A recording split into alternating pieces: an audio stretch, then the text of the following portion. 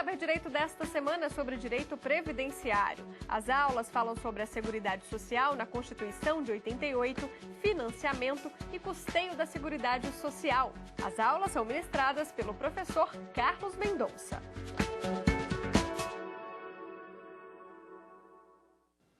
Olá, eu sou o professor Carlos Mendonça e esta semana, no Saber Direito, a matéria a ser estudada é o direito previdenciário. Nós vamos focar a Seguridade Social no âmbito constitucional e também o financiamento desse sistema de proteção social que foi inaugurado exatamente com a nossa Constituição. Mas de onde vem a ideia da proteção social? Ela é fruto das ideias capitalistas. A partir do momento em que houve a Revolução Industrial e a classe operária surgiu como um dos segmentos mais importantes da sociedade, houve a necessidade da proteção social em razão dos riscos que o trabalhador se submetia no momento em que, por exemplo, ele perdia o emprego, ele sofria um acidente do trabalho ou até mesmo atingia uma idade avançada. A ideia da proteção social, ela vai surgir na Alemanha, na época do chanceler Otto von Bismarck, onde em 1883 o país começou a proteger os seus trabalhadores.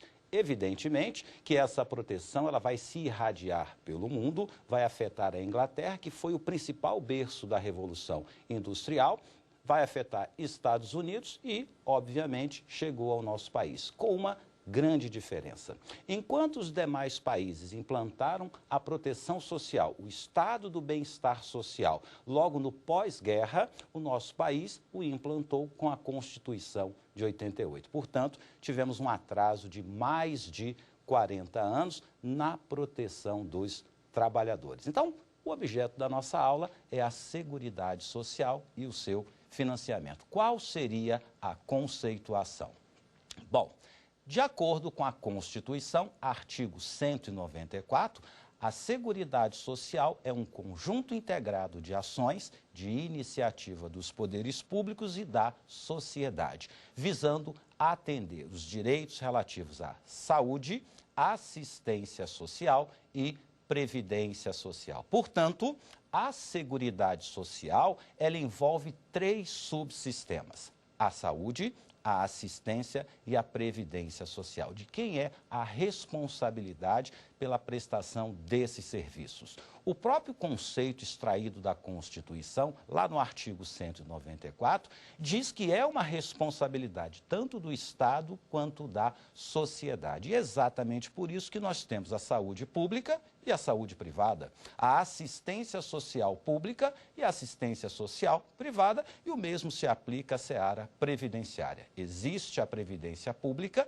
e existe a previdência privada. Basicamente, a previdência privada, ela atua na área da complementação, a previdência complementar. Pois bem, a Seguridade Social, como uma grande rede de proteção dos trabalhadores, ela tem um aspecto extremamente importante. Por quê? O artigo 196 da Constituição afirma que a saúde é direito de todos e dever do Estado. O que é que nós podemos extrair dessa conceituação? Que todos têm direito à saúde, independentemente do pagamento de qualquer contribuição. O mesmo se aplica à assistência social, onde o artigo 203 do texto constitucional afirma que a assistência ela será prestada a quem dela necessitar, obviamente atendendo a alguns requisitos da lei. Por outro lado, a previdência social, definida no artigo 201 da Constituição, é um sistema contributivo e compulsório. E isso diferencia dos outros 2 sistemas. Por quê? Enquanto para ter acesso às prestações previdenciárias, o trabalhador precisa contribuir na área de saúde e de assistência social, essa contribuição ela não vai ser exigida, ela vai ser destinada exatamente a quem dela necessitar. Focando um pouco mais na previdência social. Quando a Constituição afirma que este é um seguro compulsório, significa que, independentemente da vontade do trabalhador, ele vai ser submetido a uma relação jurídica criada com a Previdência que absolutamente independe da sua vontade. pelo simples fato da pessoa começar a trabalhar, ela cria uma relação jurídica com a Previdência, por isso ela é chamada de compulsória, que vai obrigá-lo a contribuir para o sistema e quando ele estiver numa situação de risco social, ele poderá pleitear um benefício previdenciário. Além desse caráter compulsório, além do caráter contributivo, a Previdência Social ela é voltada para a cobertura de alguns riscos sociais. A cobertura envolve morte, desemprego, invalidez, idade avançada, envolve prisão, envolve gravidez. São situações que permitem que esta pessoa acione o sistema previdenciário exatamente naquelas situações de vulnerabilidade, onde ela não está em condições de adquirir condições de trabalho e do seu próprio sustento. Agora, esse sistema de seguridade social, ele é regido, segundo o artigo 194, parágrafo único, por 7 princípios, que, aliás, a doutrina acrescentou mais 2. Quais seriam, então, esses princípios que regem a seguridade social? Vamos começar, então, pelo primeiro. Universalidade da cobertura e do atendimento. Lembre-se que nós estamos falando de 3 subsistemas: a saúde, a assistência social e a previdência social. Os 3 juntos formam a Seguridade Social. Aliás, muita gente confunde o nome do próprio INSS, Instituto Nacional do Seguro Social. Por que o INSS não se chama Instituto Nacional de Seguridade Social? Porque ele é voltado exclusivamente para a Previdência Social. E a Previdência Social pode ser chamada também de um seguro social. Por isso que o SS do INSS é para o seguro social e não seguridade, tendo em vista que o INSS não trata nem de saúde, nem de assistência social. Os benefícios assistenciais pagos pelo INSS ocorrem simplesmente por uma questão de operacionalidade. O INSS possui quase 2.000 agências e toda essa estrutura, então, ela é utilizada para conceder o benefício assistencial do LOAS. Mas o LOAS continua sendo assistencial e ele, só por ser pago pelo INSS, não se transformou em um benefício previdenciário. Mas nós estamos falando, então, do princípio da universalidade da cobertura e do atendimento. Esse princípio, ele tem um desdobramento. Afinal, ele se refere tanto ao atendimento quanto à cobertura. O que isso significa? Quando a Constituição afirma que saúde é direito de todos, está implícito o seu caráter universal. Qualquer pessoa pode ser atendida no âmbito da saúde. Pode ser brasileiro, pode ser estrangeiro. O importante é que ele esteja aqui no território nacional. Lembrando que o artigo 5º da Constituição, em seu caput, afirma que todos são iguais perante a lei, garantindo-se aos brasileiros e aos estrangeiros aqui residentes a inviolabilidade do direito à vida, liberdade, igualdade, propriedade e segurança. Então, esse caráter universal, ele vai ser aplicado nos 3 subsistemas. A saúde é universal, a assistência social vai ser universal e o sistema previdenciário também é um sistema universal, tanto no atendimento quanto na cobertura. O que é que significa, então, universalidade do atendimento? Significa que a Seguridade Social, ela vai atender todas as pessoas, independentemente de sua nacionalidade. O requisito é que elas estejam aqui no território nacional. Na saúde, isso é fácil de visualizar. Na assistência social, por exemplo, como é que se aplica essa universalidade do atendimento? Diz o texto constitucional, lá no artigo 203, que a assistência será prestada a quem dela necessitar. Então, não é qualquer pessoa que pode acionar o sistema assistencial. Ele precisa dessa ajuda para que haja esse acionamento. Agora, como é que a gente aplica essa universalidade, tão bem fácil de visualizar na saúde e na assistência, no sistema previdenciário? É só um pouco mais complicado, mas vamos lá.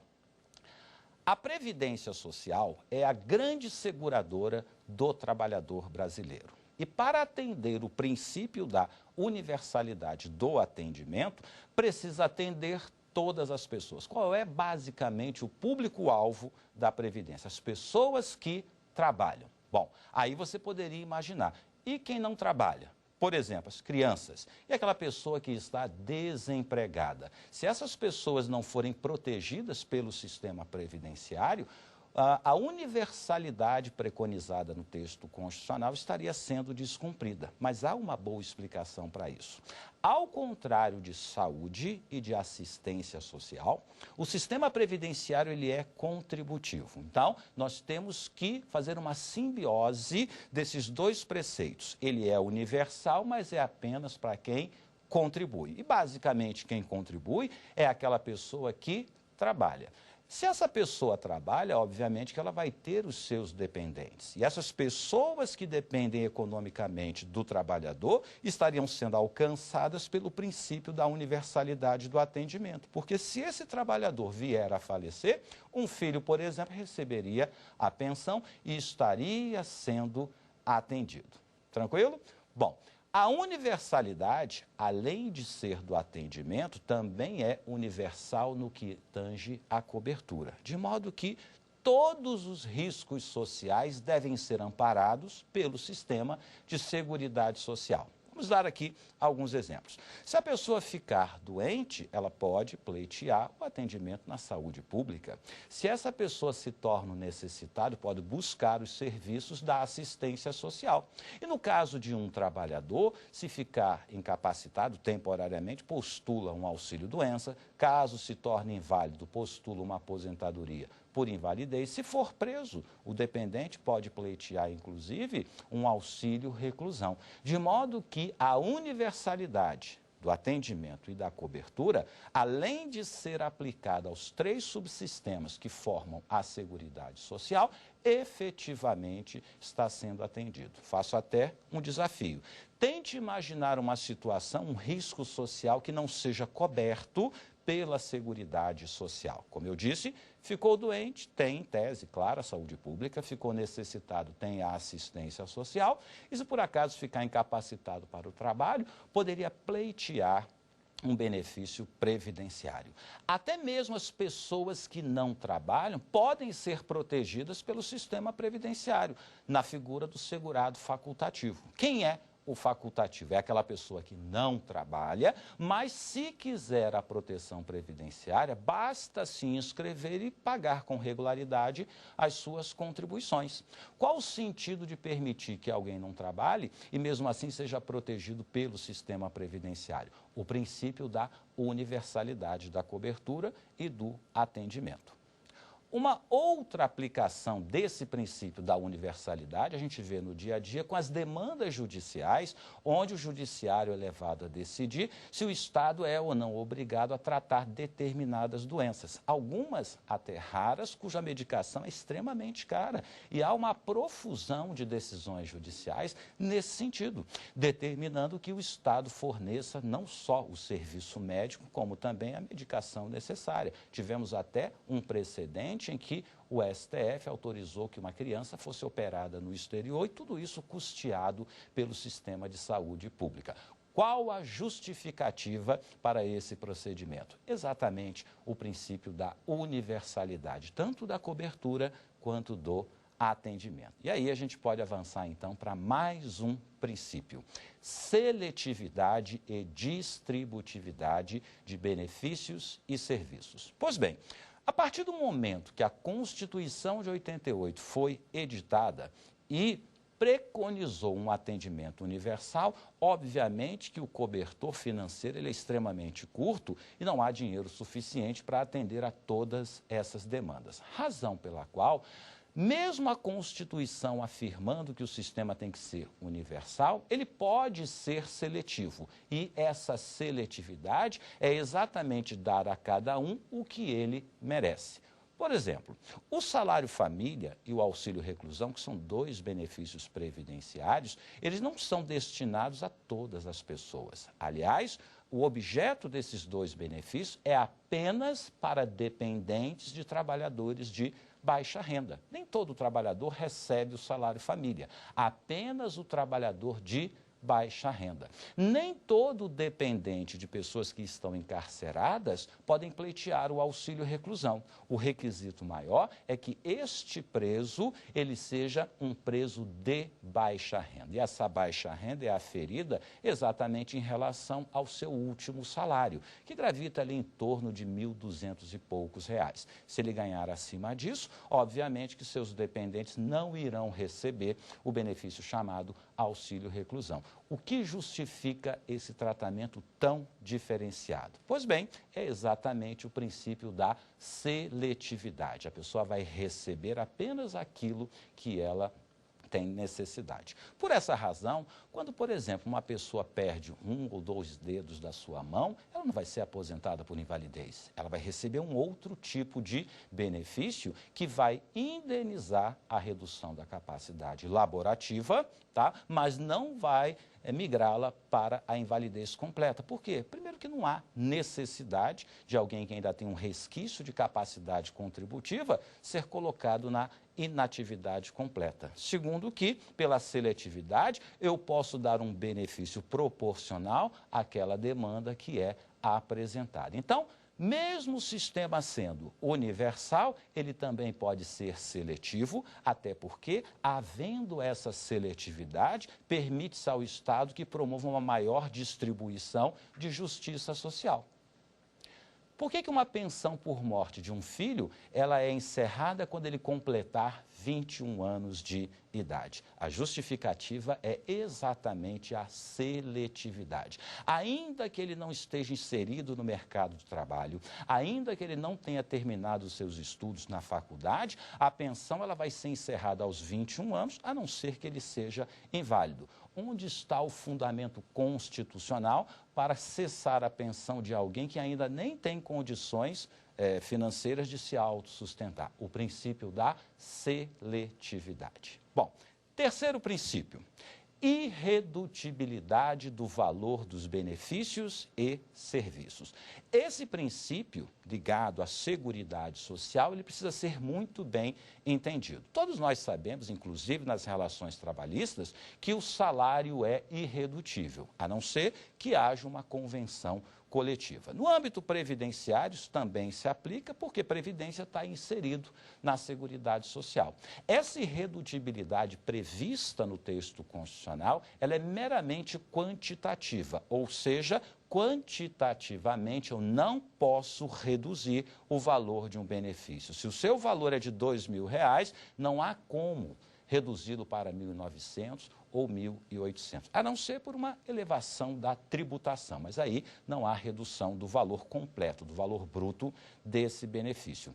Essa irredutibilidade, ela tem um outro aspecto muito importante, mas que somente vai ser aplicado aos benefícios previdenciários, que é a preservação do valor real de um benefício. Pois bem, no âmbito da seguridade, existe uma irredutibilidade quantitativa, que impede que um benefício seja reduzido nominalmente. Por outro lado, um benefício previdenciário tem uma outra garantia. Qual é? A preservação do seu valor real nos termos previstos em lei. Isso pode ser extraído lá do artigo 201 da Constituição.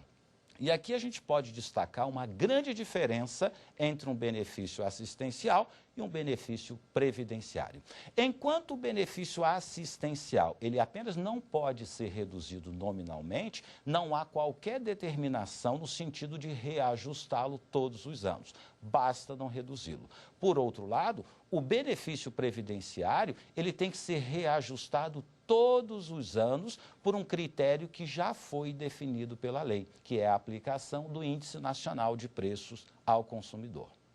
Por esta razão, em janeiro de todos os anos, os benefícios previdenciários eles são reajustados. É a mesma época que reajusta o salário mínimo. Todavia, enquanto os benefícios previdenciários são reajustados pelos critérios definidos na lei, atualmente o INPC, já o salário mínimo ele segue um outro critério de reajustamento, um critério que é definido pelo governo de tempos em tempos. E isso leva os aposentados e os outros destinatários dos benefícios previdenciários a incorrerem em um grande equívoco, que é comparar o valor do seu benefício ao número de salários mínimos. É muito comum as pessoas afirmarem, principalmente os mais velhos, quando trabalhava, ganhava tantos salários mínimos e atualmente a sua aposentadoria representa um número muito inferior. Qual é o equívoco deste pensamento? Primeiro, de ordem constitucional.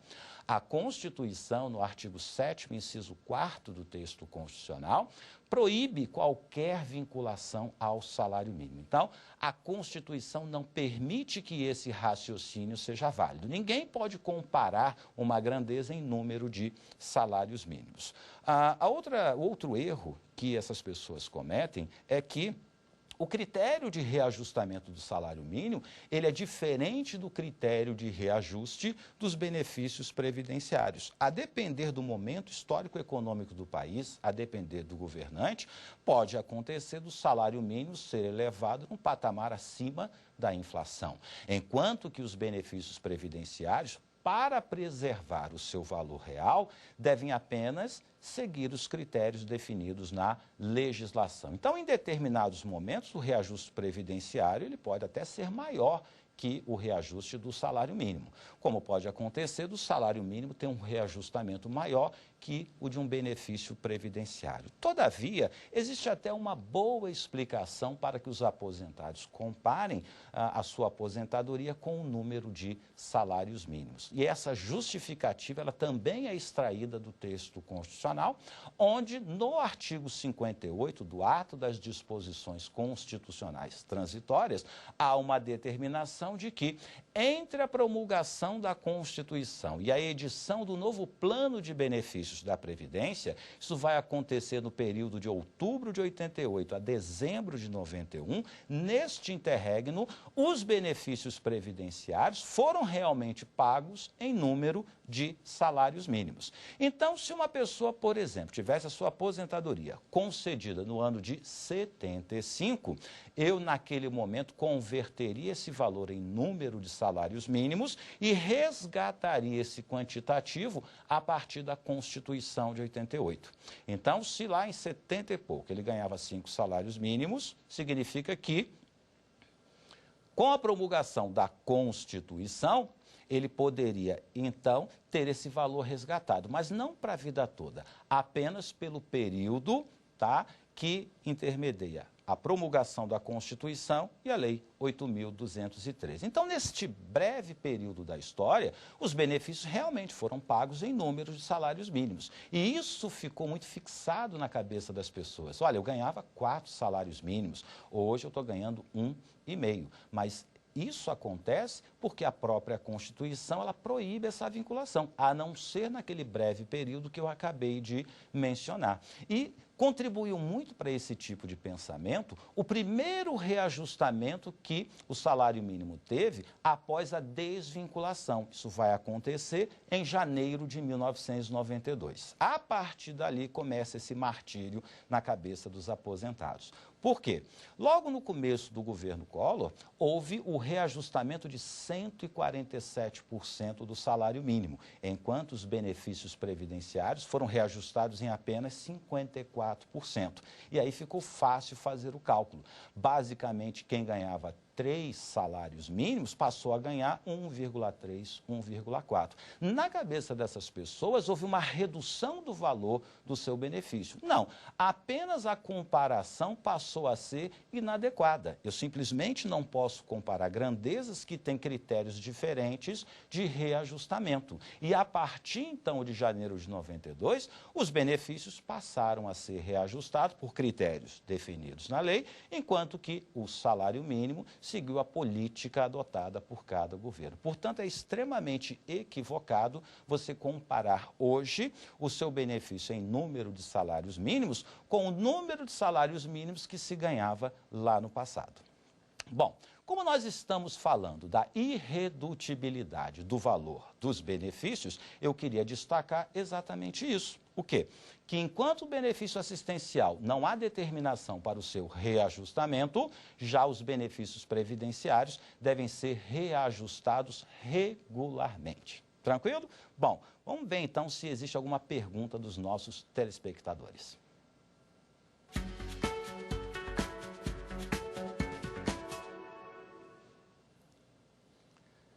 A pergunta é: a Seguridade Social abrange, letra A, educação, saúde e previdência, letra B, saúde, previdência e segurança, letra C, saúde, previdência e assistência social e letra D, saúde, previdência e moradia. A resposta correta é a letra C.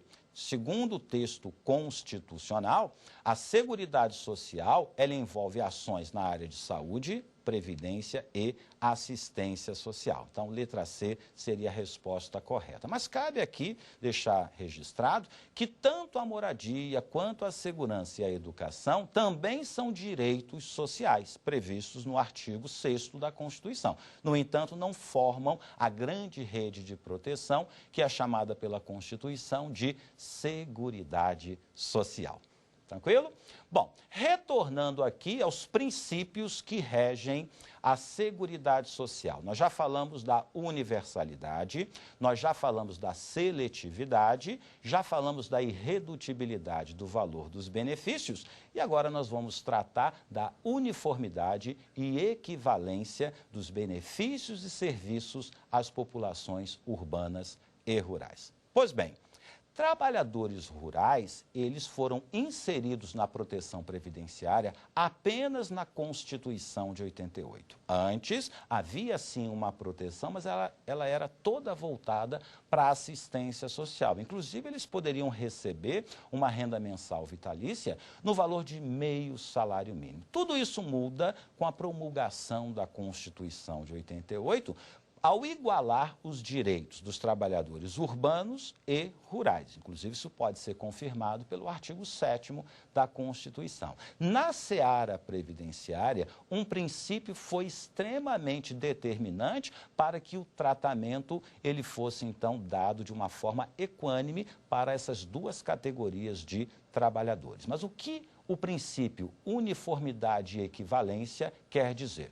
A uniformidade significa que os direitos que são previstos para os trabalhadores urbanos também devem ser previstos para os trabalhadores rurais. De modo que, se há aposentadoria por idade para o urbano, tem que haver aposentadoria por idade também para o trabalhador rural. Se há previsão de aposentadoria por invalidez para o urbano, tem que haver a previsão também para o trabalhador rural. É impossível, é vedado, é proibido que haja previsão de um benefício para um trabalhador urbano que também não seja previsto para um trabalhador rural. Agora, não basta ter esta uniformidade. Também é importante que haja uma equivalência. Bom, equivalente não significa absolutamente que seja igual. Eu posso ter algum tipo de diferenciação no tratamento entre trabalhadores urbanos e rurais. O que não pode ter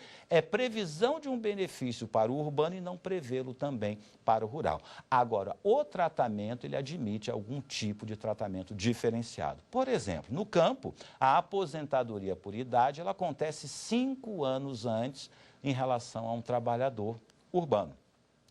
Enquanto no meio urbano a aposentadoria para o homem é concedida aos 65 anos e para a mulher aos 60 anos, no meio rural isso acontece 5 anos antes. O homem se aposenta por idade, o homem do campo, aos 60 anos, enquanto a mulher do campo se aposenta aos 55. Isso não fere o princípio da isonomia? Não fere o princípio da igualdade? Absolutamente não, porque o tratamento não precisa ser exatamente igual, basta que haja uma equivalência. Uma outra forma de demonstrar a aplicação desse princípio é que, no meio urbano, o trabalhador, após 30 dias, recebe o seu salário e contribui para o sistema previdenciário. Já no meio rural, a contribuição ela somente será exigida no momento em que o produtor vender a sua produção.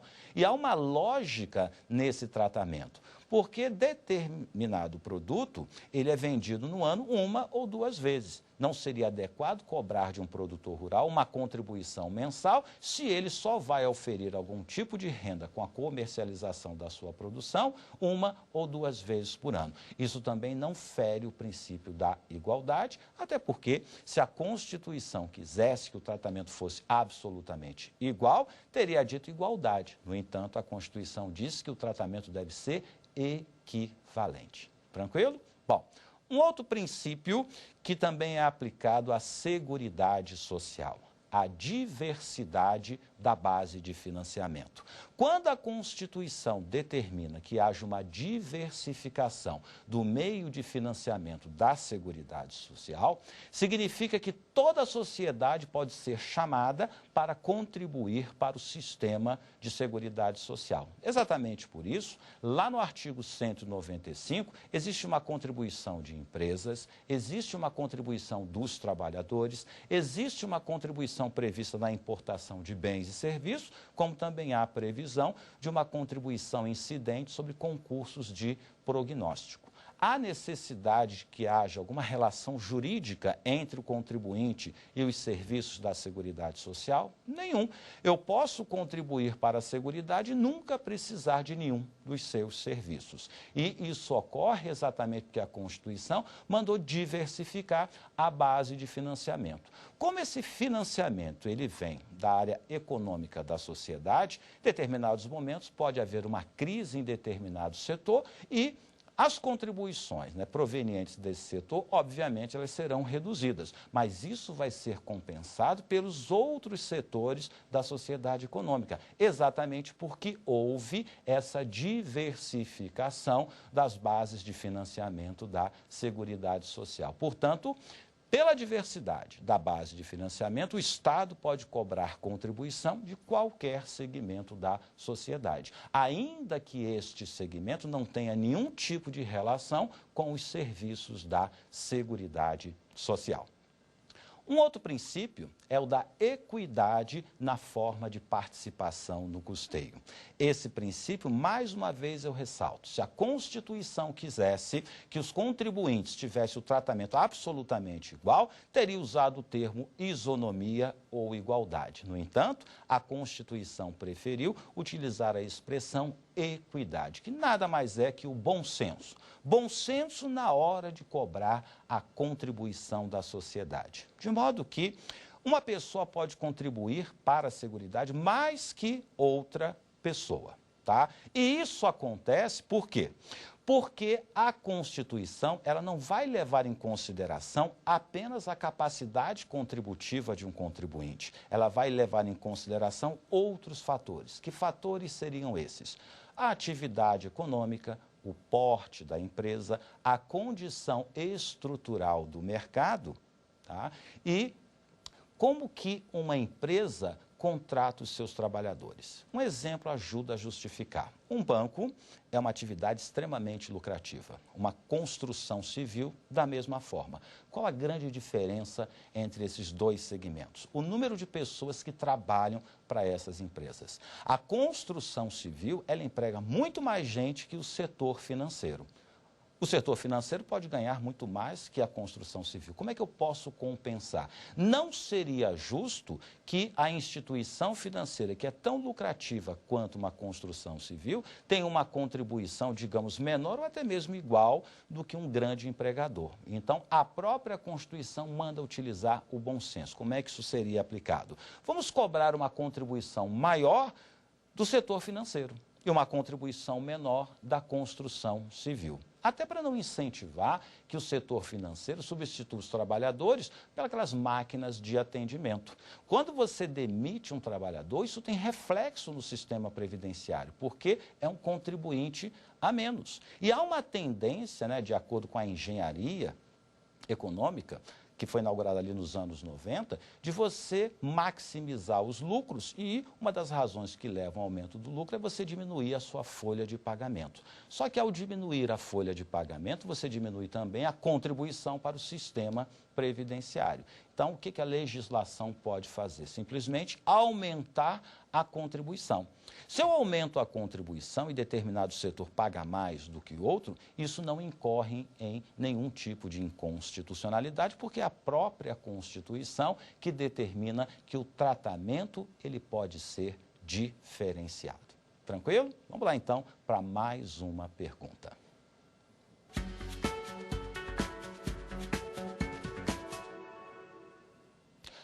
O auxílio reclusão é destinado, letra A, a todos os presos, Letra B, aos dependentes do preso. Letra C, aos dependentes do preso de baixa renda. Letra D, aos dependentes do preso de baixa renda segurado do INSS. Essa é uma típica questão em que você tem que assinalar a resposta mais certa. No caso, é a letra D. Por quê?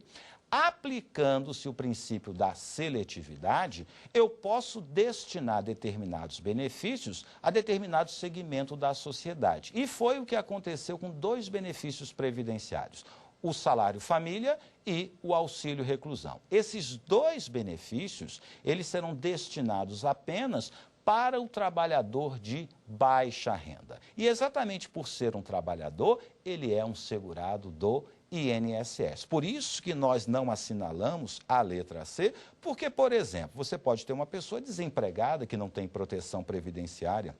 Ainda que essa pessoa seja presa, os seus dependentes não receberão o auxílio reclusão. Então, dois requisitos mostram-se imprescindíveis para que os dependentes recebam o auxílio reclusão. Primeiro, que esse preso ostente a qualidade de segurado da Previdência. Segundo, é que este trabalhador ele seja de baixa renda. Uma aplicação do princípio da seletividade e distributividade nos benefícios previdenciários.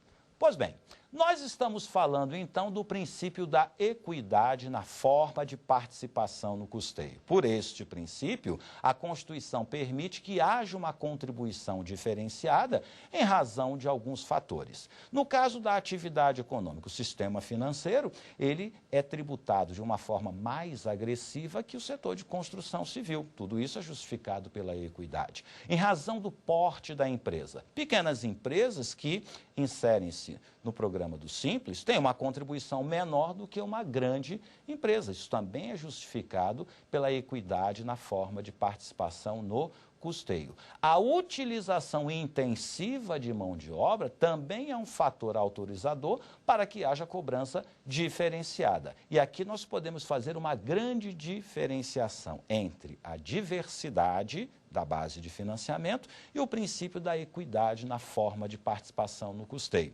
Por exemplo, eu posso cobrar de qualquer segmento da sociedade? A resposta é sim, diversidade da base de financiamento. Eu posso cobrar mais de um setor do que do outro setor? A resposta também é positiva, exatamente porque, em razão do porte da empresa, da atividade econômica, da utilização intensiva de mão de obra, a Constituição autoriza que a cobrança seja diferenciada. De modo que posso cobrar de qualquer segmento e essa cobrança pode ser diferenciada dependendo do fator que eu vou invocar como causa para essa diferenciação.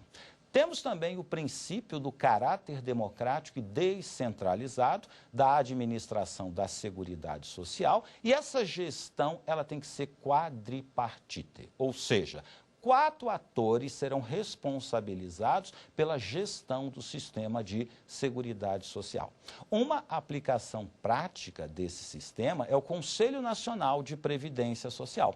Esse conselho ele é formado por 15 membros e esses membros devem representar esses 4 atores mencionados no texto constitucional. Quem é que vai gerir, então, o Conselho Nacional de Previdência Social? O governo, os trabalhadores, os empregadores e aposentados e pensionistas. Desses 15 que compõem o Conselho Nacional de Previdência Social, 6 representam o governo. Os outros 9 restantes serão distribuídos, 3 para cada um, 3 para os trabalhadores, 3 para os empregadores e 3 para aposentados e pensionistas. Então, o caráter democrático e descentralizado da administração não é um monopólio do governo, é uma responsabilidade que é distribuída também com a sociedade. Portanto, nós vimos os 7 princípios expressamente elencados no artigo 9.4 como sendo relacionados à Seguridade Social. No entanto, a doutrina acrescenta mais 2 princípios. O primeiro princípio acrescentado pela doutrina é o da solidariedade. Apesar de não estar previsto lá no artigo 194, ele tem previsão constitucional, lá no artigo 3º, inciso 1 do texto constitucional. É um dos objetivos da nossa República construir uma sociedade livre, justa e solidária. Como que isso é aplicado, por exemplo, na área previdenciária? Pelo sistema de financiamento que atualmente é adotado, o sistema de repartição simples. Como é que ele funciona? Da seguinte forma, as pessoas que hoje estão em atividade, elas pagam a sua contribuição para a Previdência. O que é feito com essa contribuição? Essa contribuição paga os benefícios que estão em manutenção. É extremamente errado quando um trabalhador afirma, eu paguei pela minha aposentadoria. Na verdade, aquilo que ele está pagando é a aposentadoria dos outros. A sua aposentadoria ela vai ser paga pela próxima geração. Há um pacto implícito dentro da sociedade de que quem está atualmente trabalhando paga as contribuições e essas contribuições custeiam os benefícios em manutenção. Esse sistema funciona muito bem quando você tem uma base da pirâmide demográfica de muitos jovens.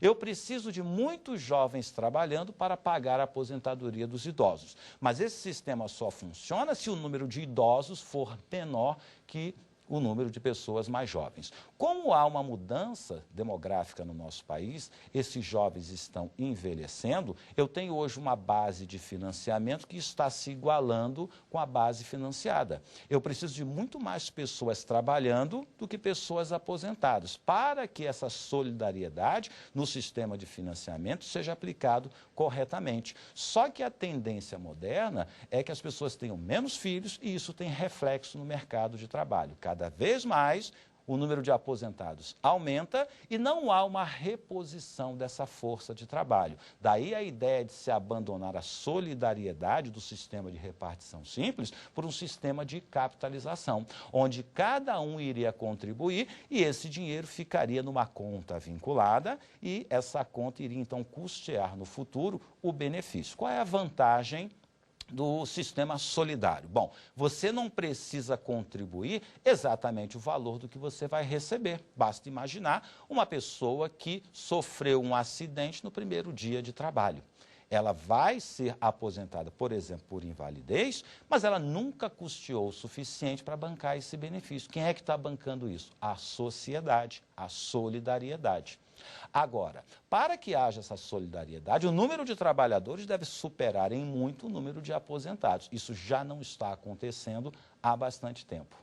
Por essa razão que se fala em sistema de capitalização, onde cada um iria contribuir para a sua conta, algo muito parecido com o FGTS, e aí o dinheiro que estivesse nessa conta iria rendendo, né, as aplicações, rendendo juros, e no final, quando você reunisse os requisitos, iria postular um benefício que seria pago exatamente por essa conta vinculada. É um sistema que tem vantagens e desvantagens. Qual a principal vantagem? É um sistema que não gera o déficit previdenciário. Ele tem que ser muito bem calculado, a matemática atuarial tem que ser muito bem feita para que você contribua o tempo suficiente e o montante ali reunido seja capaz de bancar o seu benefício. Mas aí a gente tem que esperar as cenas do próximo capítulo para entender qual sistema vai prevalecer, o da solidariedade ou o sistema de capitalização. Outro princípio que a doutrina insere na proteção da Seguridade Social é o da dignidade da pessoa humana. Aliás, o princípio da dignidade da pessoa humana, ele está inserido nos direitos fundamentais. Se você quiser identificar um direito fundamental, basta verificar se o exercício ou não daquele direito irá afetar a dignidade de uma pessoa. Imagine alguém sem casa, sem trabalho.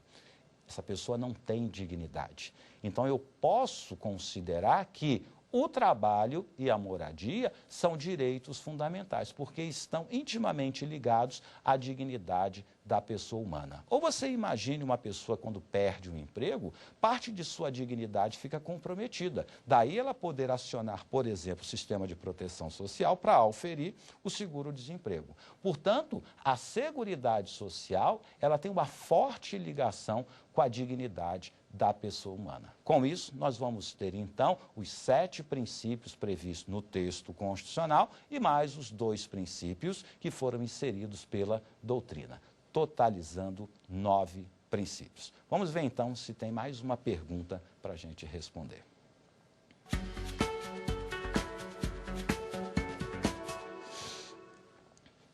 A Seguridade Social é responsabilidade dos poderes públicos, da sociedade, dos poderes públicos e da sociedade ou do indivíduo. Bom, essa resposta está expressa na Constituição, no artigo 194. Ele diz que a Seguridade Social é um conjunto integrado de ações de iniciativa dos poderes públicos e da sociedade, voltado, então, para a saúde, previdência e assistência. Então, letra C é a nossa resposta.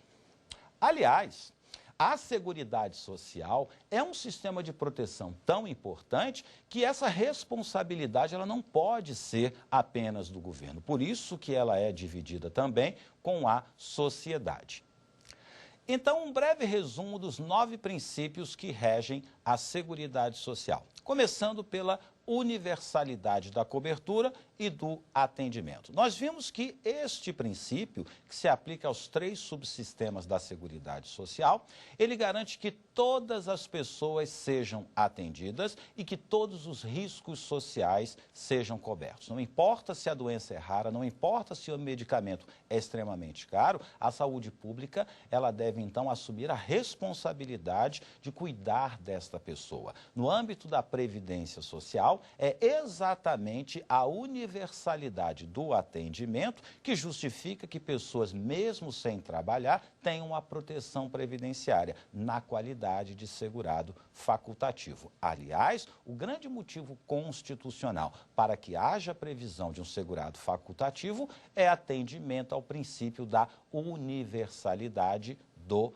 atendimento. Fiz até um desafio para vocês, duvido que vocês tenham chegado a alguma conclusão de que existe algum risco social que não seja coberto pela Seguridade. Se por acaso, eu acho muito difícil, você tiver encontrado, você acaba de identificar uma inconstitucionalidade por violação ao princípio da universalidade da cobertura e do atendimento. Mas esse princípio ele é extremamente ambicioso. Atender todo mundo, cobrir todos os riscos sociais, ciente, né, da expansividade dessa pretensão, a Constituição ela também dispõe que essa universalidade ela deve ser seletiva. É o princípio da seletividade e distributividade na prestação dos benefícios e serviços.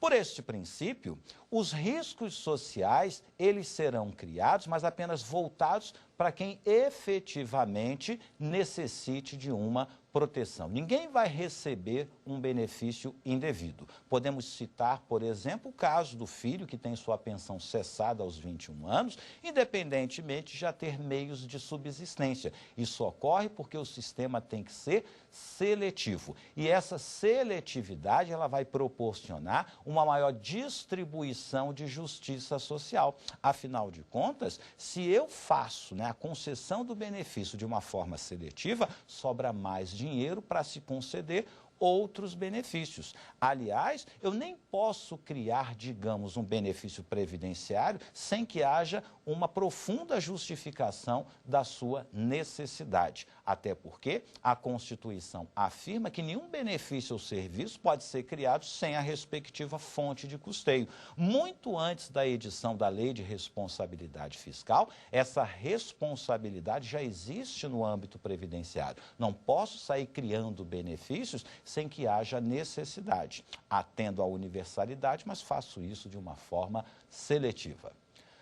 Vimos também o princípio da irredutibilidade do valor dos benefícios. Deixei muito claro que essa irredutibilidade é meramente quantitativa, tá? Ela não é qualitativa, ela não determina reajustamento de benefícios, ela impede apenas a sua redução nominal. Por esta razão, não há qualquer comando constitucional que obrigue o governo a reajustar os benefícios assistenciais. Ele pode se manter intacto por algum tempo sem que o beneficiário possa recorrer à justiça, pelo menos com uma argumentação jurídica válida. Isso já não se aplica aos benefícios previdenciários, que além de irredutíveis quantitativamente, eles devem ser reajustados todos os anos. O critério é aquele definido na lei, está lá no artigo 41 da Lei 8.213. Os benefícios previdenciários, eles são reajustados na mesma época do salário mínimo, mas o índice de reajuste é o INPC e ele vai ser aplicado de acordo com a data que o benefício foi concedido. E eu explico como. Se um benefício foi concedido em julho e vai ser reajustado em janeiro, ele recebe o INPC de julho a janeiro.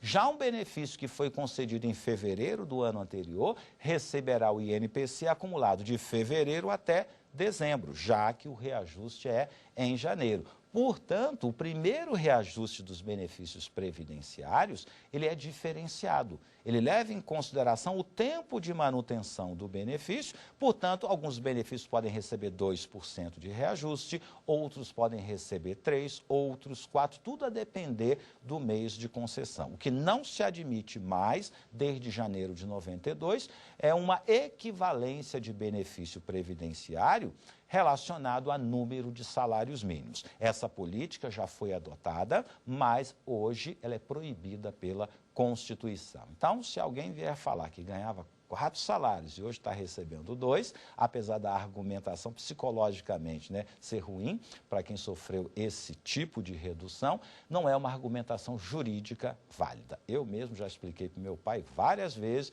que não pode falar trabalhava e ganhava tanto e aposentado ganha tanto. São grandezas de épocas diferentes que não podem ser comparadas. Outro princípio da Seguridade Social é a diversidade da base de financiamento. Significa que podemos cobrar de qualquer segmento da sociedade contribuição para o custeio da Seguridade, tendo esse segmento relação ou não com a proteção previdenciária. De modo que, por exemplo, concurso de prognóstico, tá? Uma loteria esportiva, uma mega-sena, não tem relação nenhuma com a Seguridade. No entanto, é uma fonte de financiamento. Temos também a equidade na forma de participação no custeio, que é um princípio que permite que a cobrança seja diferenciada. Posso cobrar mais de determinado segmento do que de um outro segmento. Por isso que o sistema financeiro tem uma contribuição maior que o da construção civil. Temos também o caráter democrático e descentralizado da administração, que requer uma gestão quadripartite. E utilizei como exemplo o Conselho Nacional de Previdência Social, que dentre os 15 membros, nós vamos ter representantes do governo, dos trabalhadores, dos empregadores e aposentados e pensionistas. Vimos também que a doutrina inclui mais 2 princípios na Seguridade: a dignidade da pessoa humana e solidariedade, que inclusive justifica o atual sistema de financiamento. Bom, então essa primeira aula nós tratamos da Seguridade Social no âmbito da Constituição e durante a semana nós vamos estudar então financiamento, de onde vem o dinheiro que vai custear os serviços de saúde, de previdência e assistência social. Inicialmente vamos ver os dispositivos da Constituição e, na sequência, veremos a legislação infraconstitucional e sairemos daqui conhecedores, então, de todas as fontes que financiam a Seguridade Social. Agradeço, então, a atenção de vocês e os convido, então, para os demais programas que serão passados durante a semana. Então, até a próxima. Um forte abraço.